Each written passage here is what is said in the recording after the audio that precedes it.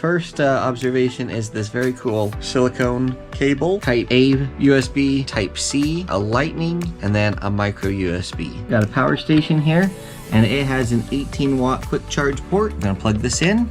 Green lights on each of these connectors. And we're charging these 3 devices, and you can see it is able to handle basically 18 watts. You can charge multiple things at the same time. Yes, so I have this power bank right here. Notice it's got fast charge USB type A port. This power station being charged, notice it's getting about 7 to 8 watts. We have a cell phone, a flashlight being charged. Unplug.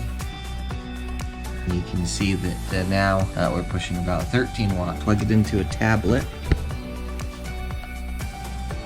It does not charge.